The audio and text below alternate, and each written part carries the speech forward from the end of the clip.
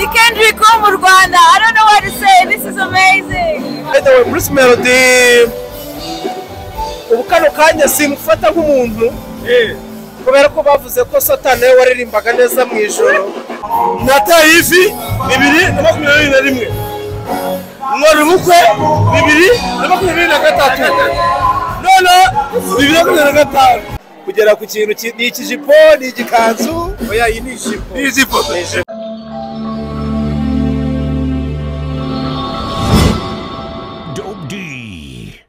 Yo, ladies and gentlemen, call me the dope boy, son by DJ Didman, dope your calls, and you can DJ Drizzy, the bad man. After the kitwa output hano, bandoreke output hano. N'umwe mu bantu rero baje hano, n'umwe mu bantu baje hano bambaye neza byatare, bari ku cyabo kimeze neza. Turi muri Colorful Generation Party cyangwa Reseri Party. Nimwe rero muri show irimo kubera hari meze neza byatari. Drizzy the bad man. Hakuna makosa. Bila makosa. Amakuru kimana. Ni fresh papa, ni fresh. Eba meze fresh. Makosa yajatinze. Yajatinze. Ariko ukuntu yambaye nahise mubabarira. Okay, Bira. Yo. Urumwe mu bantu baje bambaye neza ariko ku cyango cyagutindije ariko bamaze kutubwira ingege nyine iki cyango kirwaye iminsi 6 bagikora iminsi 6 barimo baragikora. Ay man, umeze neza guhera ku kirinete uzamuka ku gishati kugera ku kintu ni ikijipo ni igikanzu oya iyi ni ijipo. Ni ijipo. So, umuntu witwa Bruce Melody umufata gute ni umuntu umeze gute kuri wowe? By the way, Bruce Melody ubu kano kanya simufata nk'umuntu kubera ko bavuze ko Satani we waririmbaga neza mu ijoro. Ndemufata nka Satani. Bruce Melody menya ari Satani uri mu Rwanda waje kuririmbira abanyarwanda uko Satani bavuga ko ari waririmbaga neza. Ndegaye yakomye kuri album yiwe wumvise nagiye kwigura byagenze nagiye kwigura nabikuje biranga ariko ngiye kwigura ariko ari kuyemera nari kwigura 300 ntabwo nakwirarira ariko ngiye kwigura wareze tukabubwira tukayigura n'ubu nta kibazo uko byakunze ubu ngubu nayo byakunze. So kuri indirimbo 17 akaza mbona turaka indirimbo 3 nize indirimbo zakuvuga imwe yonyine iyi roza kumwangiri. So Bruce Melody muri no muzika nyarwanda ubufata nk'umuntu umeze nka Satani umeze so impamvu ufata nka Satani ibintu byose tubuzwa bivuga ko ari ibyaha nibyo biryo byose ibintu bavuga ngo ni ibyaha nibyo biryo. So Bruce Melody rero imiziki yakora imeze nk'ibyaha tubujijwe biba biryoshye byatanje. Hari umukobwa akubonye arakwishimira umukobwa uri hariya gatoya ngiye kumuzana hano urumva ngiye kumuzana hano wewe witonze nuve hano reka nzane n'umwana w'umukobwa reka muzane hano. Okay, biranga uyu ni umwe mwana w'abakobwa babonye uburyo wambaye baratangara baravuga ati ibi ni iki urabona yambaye gute. Ni Kendrick mu Rwanda. I don't know what to say. This is amazing. Yes. Twende kwambara kimwe. Wambaye neza by the way. Ariko mwese mwajyanishije ngo mwambaye imikara. Mwajyanishije kabisa yambaye niwe man of the show is yeah. So wakiriye gute igitaramo cya Bruce Melody? Ese Bruce Melody avuze iki kuri wowe? Nkunda Bruce Melody cyane by'umwihariko. Nicyo kintu cyanzanye hano naje nje kumureba nishimye. Nabonye ibintu bigeze nko kuri 5. Icyambere naromatse abantu bambaye umukara dress codes uko ubibona twese twabyubahirije. Ikindi abantu barishimye vraiment vibe yose. Urabona ko nabuze nicyo kuvuga twese twishimye vraiment. Icyo nashakaga nabibonye. So ni iki kintu wabwira uyu musore wambaye gutya imyenda yatunguye abantu bose imyenda ubona ko nyine bitari ibintu bisanzwe. ndone se ubundi nijipo Andi DJ Drizzy bira makosa na Bruce Melody yuhu ninde muntu wambaye neza. Bruce nakosa agira niwe wa mbere wambaye neza ariko bidasubirwaho is number 2. Muri make batanga igikombe cy'umuntu waje muri party yambaye neza. niwe wagitwara rwose. Niwe wagitwara. Ugendeye ku cyo ugendeye ku. Afite itandukaniro. Iyo bavuze umukara abagabo akenshi batekereza costume ariko we yatekereje by'umwihariko ni fashion. This is fashion. Urumva we yagiye he's extra ni nk'umukongole vraiment yambaye neza cyane. Okay, twahuri hano ni iki kintu wabwira abantu bari buze kubona aka kagano twagiranye ese n'ibiki wabonye mu gitaramo cy'igano dukoranye icyo wabonye mu gitaramo cya Bruce Melody muri Colorful Generation iki kintu wabonyemo washishikariza abandi kuzumva album ya Bruce Melody niki cyakomye n'iki cyakwemeje. Ikintu cyanyemeje n'ukuntu indirimbo zigize iyi album indirimbo zitandukanye ukunda slow music ukunda amapiano ukunda ibintu byose yavanze style nicyo kivuga ngo it's a mix ni Colorful Generation it's a mix of different styles. Rero ku bantu batabashije kugera hano bahombye ni cyambere ariko ndabashishikariza kugura album cyangwa kumva indirimbo kubera ko buri wese azasanga style akunda kuri album. Okay, reka mushimire cyane kandi bose wakoze kwitabira igitaramo Colorful Generation uzanayikundisha abantu bose.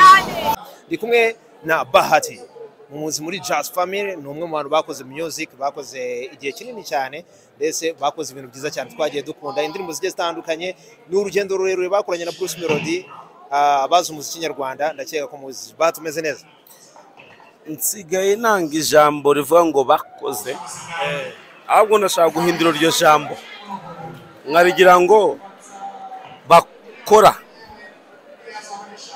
Sinzongeye kuvuga ngo iyo umuntu avuga ngo bakoze which means that ni muri past nyine mu bihe byahise abantu bakoze ibintu ndetse ibyo bintu bakoze kubera iki bitakongera gukorwa uyu munsi. Niyo mpamvu impamvu ushaka kubihunda niye nuko wa mugani wawe abantu banze muri Jazz Family. Jazz Family group yabayeho ikora ibintu byinshi mu muziki w'u Rwanda. None uyu munsi ngiye gukora ibintu nk'ibyo iyo group yakoze Jazz Family ariko none ngiye kubikora nkanjye noneho nkuko Platinum akora nkuko Safa akora nkuko as soon as possible guhera mu kwa mbere abanyarwanda bagiye kubona cyangwa se kumva cyangwa se kureba EP kureba Bahati wenyine cyangwa se Makacha mu muziki noneho nkawe nka Bahati Makacha apana Jazz kugira ngo ijambo ngo uyu mugabo yakoze ngo bakoze bande bakoze group yakoze nibi ndazango noneho bijye bize ngo uyu mugabo akora ibi nibi n'umuhanzi akora ibi nibi yawe ni no ndashaka guhindura imvugo. But I'm surprised kumva ko ugiye kugaruka muri music ahubwo nanone nubwo yamuvuga ngo ni Bahati ariko arakantu fanze ngo ka Makacha sibyo. Ngenda natunguwe by the way kumva ko ugiye gukora music ugiye kongera ugakora music uri wenyine izina Makacha rizaza muri music cyangwa rizaguma muri Bahati Makacha niyo mazina n'umuzakoresha mu muziki uzakoresha Bahati Makacha mu muhanzi. Ese iyo EP izasohoka ryari? Izasuka mu kwa mbere ariko mbere ko isohoka nayo mutegura event ya listening party so bivuze ngo ko listening party yanjye ni invitation azazama umuntu watumiwe. Bahati rero twakinjira cyane muri listening party cyangwa muri album yawe cyangwa kuri EP zakira hanze. Bahati Bruce Melody umuzi gute ugiye mwabanye muri muzika mwari mumenyana? Melody n'umuhanzi mwiza n'umuhanzi w'umuhanga muri ango zose mu kwandika mu kuririmba no kumenya umuziki akeneye guha abantu be kugira ngo umenye ko umuziki uri abantu bawe ni ukumenya ko abantu banjye bankunda bakunda iyo genre y'umuziki noneho iyo genre y'umuziki bakunda rero amanota yayo ni ayahe so meze n'umwe muntu mu bahanzi bujuje ibintu byose bisaba ngo abe umuhanzi amaze imyaka 10 akora umuziki ariko iyo myaka yose yamaze akora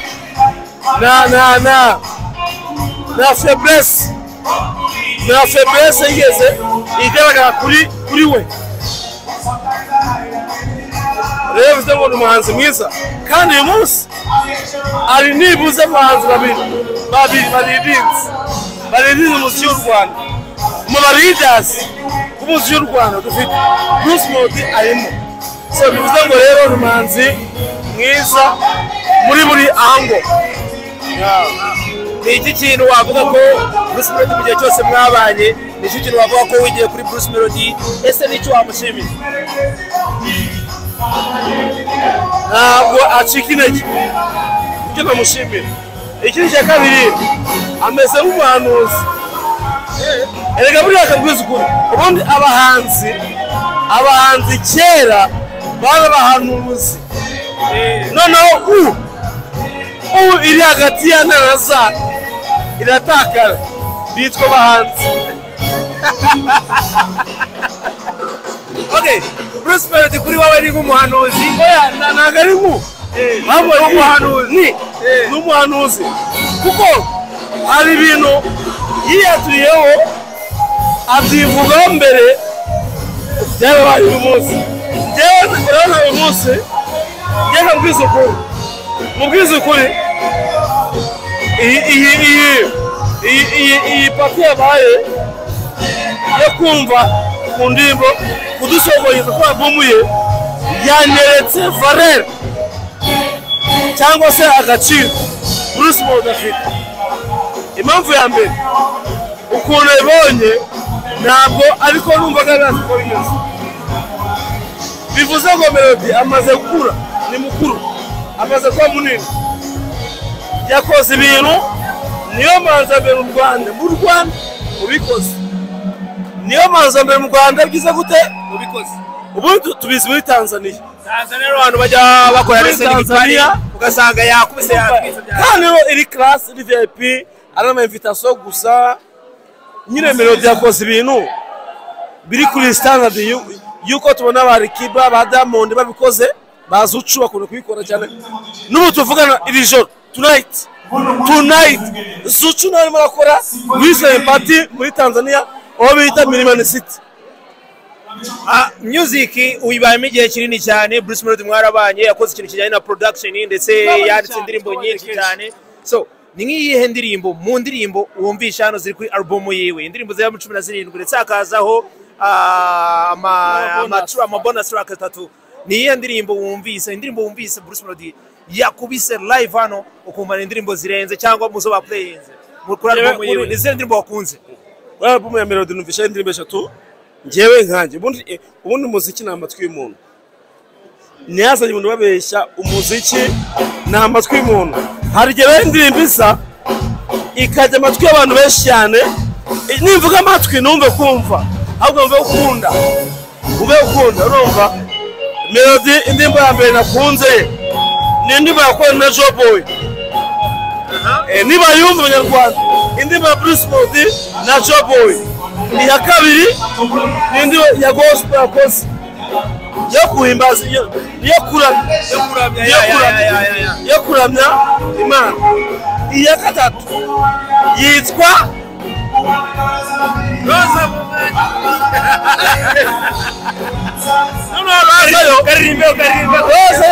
Rosa Rosa ni hiti Rosa mwagira iki kugira baginga ngaya Rosa ntabwo turamenya ikintu bamuziza Bahati nabizi ukunzwe n'abantu benshi cyane hari abantu bakunda ibintu ukina ese filime cyangwa music yawe ugera gukora kambaga urumva ufite population nini cyane hari music hari abakunda movie ibyo uzabifatanya gute iyo message wabaha utazabaterwa ku mpande zombi bose banasore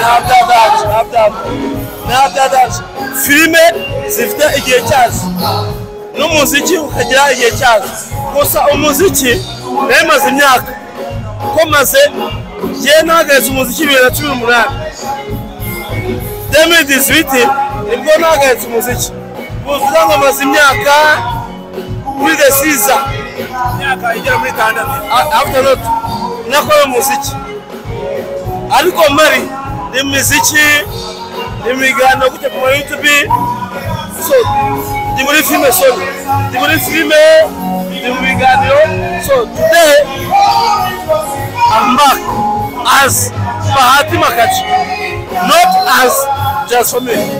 So soon as possible, mukambere nakubwiye nabatumira muri business party yanjye none muzumva ubundi bitansira hanze umwaka wa 2025 mu mwaka 70% mu muziki 70% ni filime. Okay, koja va mu mwaka ngo uri migiharwe yo kugikunda kubira abantu wizeye umubwire nata hivi 2021 ngori mukwe 2023 none 2025 bakwite ya manda people robita batakacha iyo twaturimo tuganda byitanye bitandukanye so yitege hano turi ni muri listening party ya Colorful Generation. See you.